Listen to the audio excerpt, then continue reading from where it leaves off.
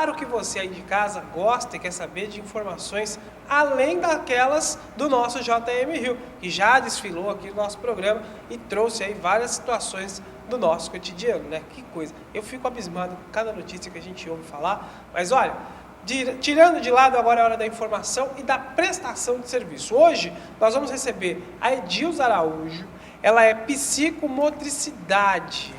Ela vai explicar pra gente o que é isso, porque de fato até eu fiquei assim de boca aberta quando ela me disse que existia essa finalidade, né, essa área da saúde e o que é que ela faz, porque parece algo, você fala motricidade, o que te lembra? Ah, lembra movimento e tal. Calma, nós vamos explicar tudo isso com a Edilza, que já está aqui com a gente no nosso estúdio. Boa noite, Edilza. Boa noite. Tudo bem? Tudo bem, e você? Agora tudo tranquilo, obrigado por ter vindo. Obrigada a você pelo convite. Imagina, Edilza, o que é a psicomotricidade? Porque, de fato, até para quem é leigo, parece um palavrão, né? É uma coisa estranha, assim. O que seria? É verdade.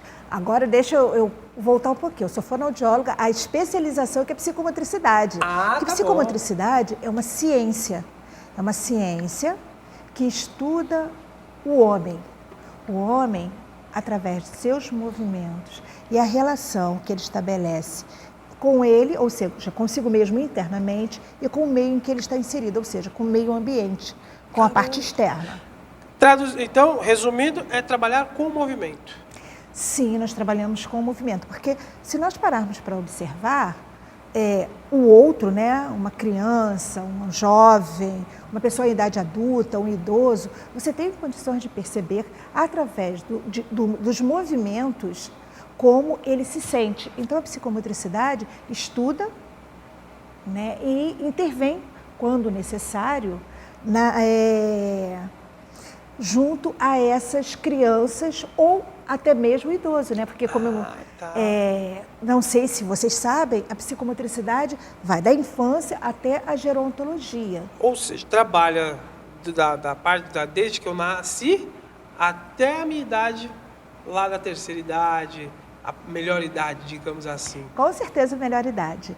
E existe também assim um mito, né? Inclusive me perguntaram, mas você trabalha só com crianças deficientes? Não. Mas é isso que eu ia te perguntar, porque na nossa reunião de pauta foi a mesma coisa. Quando a gente descobriu o que era e ficou naquela apreensão, e aí a especialista vai vir, é só criança deficiente? Quer dizer, esse movimento, esse trabalho todo com o corpo, é com a pessoa deficiente ou não? É além disso? Olha só, é com o sujeito, é com a criança, é com a pessoa. Ela pode ter um desenvolvimento típico ou atípico, porque muitas vezes a criança nasceu, por exemplo, prematura e tem uma indicação, já quando recebe alta da maternidade, tem uma indicação para acompanhamento psicomotor, para que nós possamos acompanhar o desenvolvimento, a evolução dessa criança, porque ela tem fases a serem alcançadas, né? E às vezes fica fora da curva. Pode acontecer, não obrigatoriamente ocorre, mas também tem as crianças que têm algum tipo de histórico de desenvolvimento atípico. Pode ser uma criança portadora de síndrome de Down, certo, uma criança autista, uma criança com alguma alteração comportamental, ou seja, um pedido de socorro realmente que merece um olhar diferenciado que é propiciado pela psicomotricidade. E como que a mãe pode trabalhar o filho com a psicomotricidade? Olha só, na grande maioria das vezes, essas crianças são encaminhadas né, pelas escolas. Né? Nós temos um espaço no Recreio dos Bandeirantes e agora nós estamos abrindo um espaço na Baixada Fluminense. Não é que a mãe chega até você rápido sozinha? Não, na maioria das vezes elas vão procurando um fonoaudiólogo ou um fisioterapeuta. Vai passando de especialista em especialista e chega até você. E quando é feita a avaliação, descobre-se que ela tem um transtorno psicomotor qual é encaminhada. Ah, tá certo. E você disse que está abrindo agora também na Baixada, quer dizer, está expandindo. O que acontece? A Baixada Fluminense é um local que tem muita criança, pouca informação e uma demanda que precisa ser atendida. Só que assim, o poder aquisitivo, né, é baixo o poder aquisitivo da região é diferenciado. Certo. Mas nem por isso nós não podemos, nós deixaremos de atender. Porque uma coisa que é muito interessante, que é difícil você encontrar os profissionais que façam especialização na área da infância, está cada dia mais difícil. E nós abrimos um espaço onde as crianças poderão encontrar toda a demanda profissional que elas buscarem. Agora, na parte terapêutica. É caro o tratamento? Depende de onde esteja localizado. Eu não considero que seja caro. Eu considero que hoje, né, a busca é muito maior do que a oferta. Nós temos muito mais clientes, né, pacientes, seja em qualquer fase, porque às vezes fala assim, não, mas é criança. Não, para idoso também. Porque se nós formos buscar nos hospitais de beira-leito, também existem profissionais de diversas áreas que fazem um trabalho de psicomotricidade muito bom e os ganhos vêm muito mais rápido. Tá. E agora, você disse que, né, o foco seria a criança, mas que vai além da criança. Sim. Esse tratamento, esse método, em que ele beneficia? O que a mãe, a familiar vai ver de melhoria com aquele paciente? O que vocês trabalham ali? Trabalha-se o movimento, mas qual visivelmente a gente vai ver e notar que ele está sendo tratado? Beneficiado. Pois é, a proposta é de tratar a criança de forma contextualizada. Porque existe também uma tendência a dicotomizar, ou seja, você trata da fala, ou você trata da musculatura, ou você trata... Não, nós trabalhamos a criança contextualizada. Então, não tem como você estimular uma criança na parte sensorial sem você apresentar outras coisas que ela está precisando. Sim. Ela precisa falar, ela precisa se comunicar, ela precisa expressar, ela precisa andar, se posturar. Muitas vezes a criança chega com tônus muito baixo e aí nós precisamos que essa criança ela se organize. Por exemplo, nós trabalhamos com atividades de grupo. No nosso grupo sempre o nosso grupo é composto por 2 profissionais. Um fonoaudiólogo com psicomotricidade e um outro terapeuta que vai ser alocado de acordo com a demanda daquele grupo, que pode ser um fisioterapeuta, um psicólogo TCC, um psicólogo com especialização em psicanálise. E nós percebemos que é através do lúdico, porque toda atividade da psicomotricidade é desenvolvida através do brincar. Porque o brincar, ele propicia a criança lúdico, né? a organização traz interna. A criança para essa uma criança se constrói, ela cresce dentro do brincar. Quem não brincou? Não, isso é fundamental, né, para a vida. Exatamente, para a organização. Ela aprende muito mais rápido, ela desenvolve muito mais rápido. A absorção de conhecimentos é mais rápida através da brincadeira, né? O crescimento dela, a parte cognitiva, porque veja bem, nós estamos falando de uma criança, mas nós não podemos esquecer que todo o corpo, tudo que você faz corporalmente é organizado pelo seu cérebro. Certo. Então, quando nós estimulamos, nós não estamos estimulando o corpo. Quando nós fazemos uma estimulação no braço, quem vai receber essa informação? Exatamente, o cérebro. E as áreas específicas serão estimuladas. Ali nós estaremos possibilitando o aumento de sinapses. E essas crianças respondem muito melhor. Que legal. E ela começa a ter uma vida melhor. Ela começa a ter um convívio melhor com a família, com a sociedade. A socialização é fundamental, sobretudo, por exemplo, as crianças autistas que precisam da socialização, né? É verdade. E socializar está ancorado também na comunicação. É verdade. Porque às vezes, não fala, mas ela se comunica. E o trabalho individual, ele beneficia. E quando essas crianças evoluem e vão para o trabalho em grupo, nós observamos que elas crescem muito, elas ganham muito. Doutora, e tem um preconceito da própria família?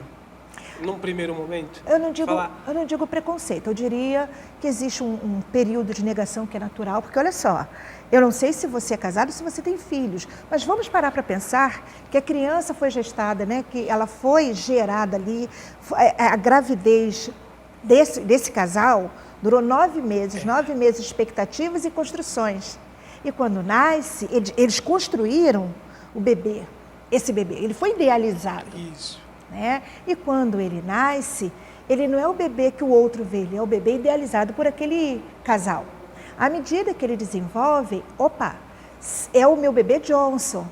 Mas imagina se chegar lá na frente e você começa a perceber, a descobrir, todos falam que não é o bebê Johnson. E você, o seu olhar é do bebê Johnson. Então eu não diria que é um preconceito, eu diria que existe um período de negação, um período de luto que às vezes as famílias têm que viver. Deixar ir o bebê idealizado para vir, para nascer o bebê real, de fato. Entendi, quer dizer, então é todo um processo também para quem gerou a criança, para quem esperou essa criança, até, a grosso modo, cai a ficha, não é? Então, aquela coisa do aceitação. Então, existe esse processo de negação, de ficar aquela... E é de fato, você ter aquela expectativa de 1 ano, praticamente, e daí você se deparar com o nascimento da criança, mas com essas criança debilitada, né, de alguma forma. Existe a possibilidade, né? E se vem, é muito difícil.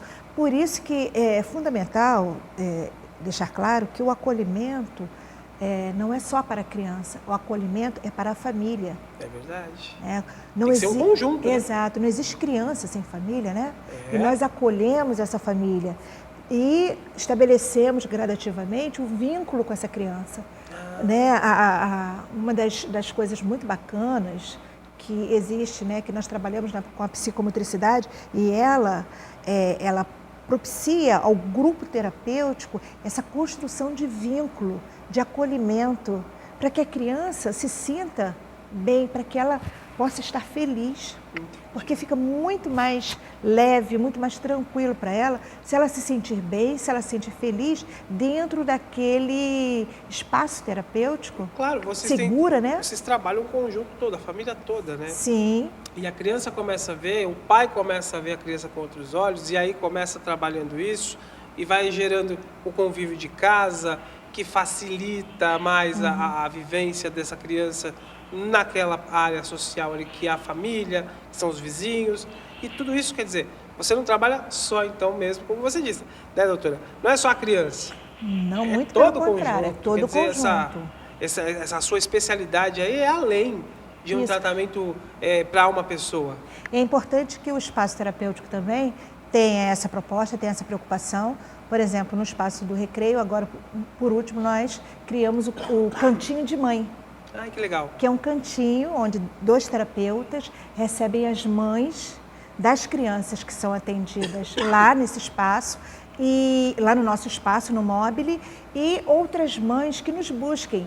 E ali elas podem compartilhar, elas podem dividir, ouvir, né, falar. Experiências. Exatamente. É um espaço muito interessante, acolhedor, seguro, onde elas se sentem seguras. Então, o Cantinho de Mãe é uma ideia exatamente, veio de uma demanda familiar, né? Como é importante você cuidar da criança, sim, mas cuidar da família é fundamental. E com certeza, essa troca de experiência entre as famílias, entre os pacientes ali, esse cantinho que vai juntar, acolher todas elas, para elas saberem o que está acontecendo no dia a dia de cada uma, essa troca é muito importante, né, doutora? Com certeza.